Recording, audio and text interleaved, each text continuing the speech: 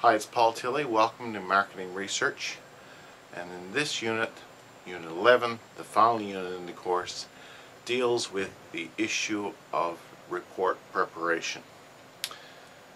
So, here we've come full circle. We have started with our research problem. We have conducted our secondary research. We've conducted our primary research. We've crunched the numbers. We've analyzed. We've calculated. We've tested. And we have come to some conclusions about whether or not the initial problem that we stated has been resolved. Be it we've accepted our hypothesis, rejected our hypothesis, or at least came to some conclusion that will help us make a business decision. Having done all that, we're going to need to report those findings some way to the people who make decisions in the organization. The formal report is the embodiment of our process and the embodiment of the decisions and recommendations that we are going to present. In this unit, we're going to look first of all at the basic communications process. And then we're going to look at the guidelines for the actual report, the written version of it, guidelines. Then we're going to show how those guidelines are put into action in terms of the preparation of the report. And finally, we're going to talk a bit about the oral presentation, the do's and don'ts of the oral presentation. So without any further ado, let's get started. The first thing that we have to be aware of in any of our processes of communicating results is the basic communication process. You have to understand how it works. This graphic shows you broadly how the process works, and there are some players involved. The first player is the sender. Now the sender is communicating the results to another individual or another group of people called the receivers. So we have one spectrum of sender, the other spectrum the receiver. Information flows from one to the other. Now that information is, we say, encoded. The sender encodes the information somehow or another, either in words or in sentences, as in typing or printing, or visuals or something like that. Somehow it's encoded and sent over to the receiver. Now that area between the two is called the message, and that message is relayed along through a pipeline. The problem with that pipeline is there could be some interference in it, and we call that noise. The interference could range from everything from a misunderstanding or a distraction or external things going on that affects how well the message is transmitted and received. So one of the things in good communications is to minimize the amount of noise and make it clear. One of the ways that we can make it most clear is to share common fields of experience between the sender and the receiver. That is, speak a common language. If, for example, the topic is unfamiliar, we need to be able to familiarize the receivers with the topic before we actually get into our results. That way, people will understand the basics of what's being discussed.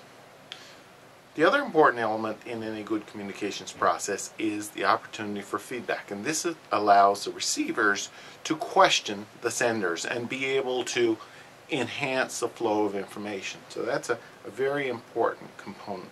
Next, we're going to take a look at the formal research report. Now, the formal research report essentially has three major parts, as you'll see here on the slide. The first part deals with the introduction. These are known as the prefatory parts. This includes the title page, the table of contents, the introduction, the executive summary. These sorts of things set the stage for the report. Then we have the main body of the report where all of the major detail is contained. If we look at the major body, that would include the findings, the recommendations. These sorts of things will be kept within the main body. Third is the ancillary parts. These are the appendices. That would include your basic research questionnaires, some graphs, or some calculations, these sorts of things, a bibliography.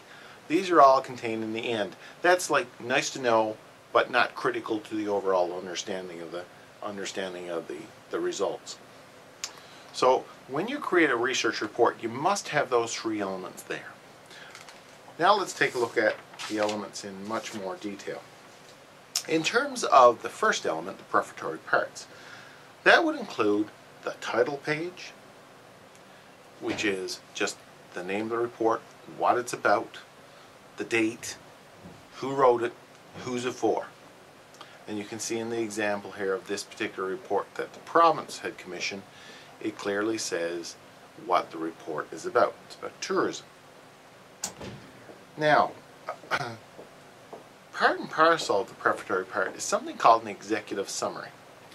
An executive summary is a summary of the entire report in 2 pages or less. And that summary will include things like why it was done, what the problem addressed is, what the findings were, and what the recommendations are. So we're going to have those sorts of things in there. Normally, an executive summary is written after the report is finished. It's the last thing you do in the report, so that you can kind of put everything into a nutshell, so that an executive who doesn't need to read the full thing can get the gist of the report and the findings and be able to use it to decide whether or not he or she needs to read further to get more detail. So an executive summary is very, very important, and all reports must have it in order to, again, be able to transmit a lot of information very quickly to people who need to know the gist of what the report is about. So that is that introductory part. The middle part of the report is where the main body is contained, and that is all of the things that you do. So if we look at the main body of the report, the main body of the report essentially contains an introduction, a methodology, that is how the information was collected. It will often include 2 limitations, things that you found as you were collecting the data that limit your ability to make a clear, definite decision. So for example, time, inability to get needed resources, or lack of information, or these sorts of things would all be considered as limitations. And probably the most important part of that main body, the conclusions and recommendations, which is why you did the report to start with. So all of these things are very important. So you need your basic introduction, kind of lays out why we did this, what the problem was, the method, how we collected the data, the processes we went through. And then we're going to go into the potential limitations. What are some of the potential problems that we have when we collect this data? But the most important part is, what is it we found? What was it that we got in terms of results? What was it that we found? And our conclusions from that in terms of, okay, here's what we recommend. Make sure that's all part and parcel of that report. The third part of the report is really stuff that comes at the end. It may be a little bit voluminous, but is not essential to the concept of understanding a report. It is essential to legitimizing a report. So let's say, for example, the appendix, one of the key things you'll have in your appendix is your survey instrument. So if you had surveys completed, a copy of the survey, so people can look at it and see exactly what you asked, and what you asked would then kind of speak to how good the information is in terms of the concept and contents of the report.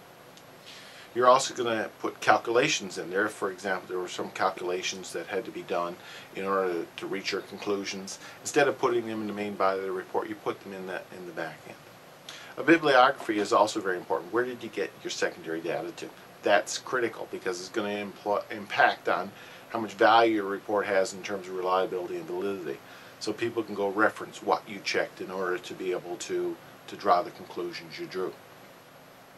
So that main body then and that appendix work together to give a good, solid basis for the decisions that were made and the recommendations that came from those. So essentially that's what you're looking at for a report. Now what I've done here too, and what I've sent out to you in your course, is a breakdown of how you're going to be graded in terms of your marketing research report that you're doing. And I want you to be very aware of that, because that's the basis on which I'm grading it, and that should be the basis on which you write it. So on this particular slide you're looking at now, I've sent out to you that your report will essentially have 6 major parts. It will have the title, it will have something called a letter of transmittal, which is, Dear Paul, here's your report you asked for. That's essentially what a letter of transmittal is. It just basically is a quick document that effectively says, we were commissioned by you to conduct this report. We did the research. We are including our findings here. Thank you. And if you have any questions, call us. That's a letter of transmittal. Now, we also need in your report a table of contents, which lays out what's occurring where. Table of contents actually helps people find the important details in the report that they'd be looking for. An executive summary, as I said, is very important. You usually write it at the end, but it would contain the whole report wrapped in 2 pages. Okay, so you need to be able to boil down the whole essence of the report in 2 pages. The body will include an introduction, a background, objectives, methodology, results, potential limitations, and most importantly, conclusions and recommendations. The appendices, I'm looking for any data collection forms that you had, detailed calculations if you did any. I'm sure you must have done some sort of calculations, so see what you can include there. General tables for where you got your data, or how you can complete your data forms, or these sorts of things. And a bibliography is important. So you can see that the overall point value that's being allocated here is 200 points. So that's how your report will be graded. So be aware of that. Finally, I just wanted to talk to you about presenting an oral report. Now, we're not actually going to do that in this course, but in a lot of your courses you have done an oral report. I think students need to be aware of some of the key things that you should do whenever you do an oral report. I've listed down here some of the key ones that I think are really important. For example, select 3 or 4 important findings. Emphasize those. So if you got 20 findings, there's no need to talk about all 20 of them. Really, there are 3 or 4 key ones, usually 3. Make sure that they're the focus. Be ready to defend your results. In order to be clear on things, you might get some opposition to say, well, why did you suggest this? If you're not clear on how to defend it, people are going to say, well, the report is probably not solid, because you need to know your findings good enough to be able to defend them. So it's important to, in your delivery, to be aware of how, why, and where, and what you did in order to get what you got. Know your audience. Who are you speaking to? Make sure that you're aware of who they are, what influences they have, and that way you can work to deliver a better presentation. Know your material. Again, in order to be able to back up your results, knowing the material is very important. Use good visual aids. Whenever you use things like PowerPoint, don't overcrowd it. You need no more, say, than 30 words on a page if you're doing a presentation. Don't put the document on a PowerPoint slide. A PowerPoint slide is supposed to be brief. It is talking points for you in your presentation. It is not the presentation itself. Don't let PowerPoint overwhelm you. Visuals are good. Graphics are good. Those work well in presentations. Make sure you use those. Once you've done all that, you should be able to clearly say that after all the process that we've completed, we are firm in saying that you should go a certain way or do a certain thing to solve a particular problem that we've identified early on. The whole point of the research process is to be able to do that good and do it with a reasonable degree of certainty. I hope you've enjoyed the course, and good luck on your assignment. See ya.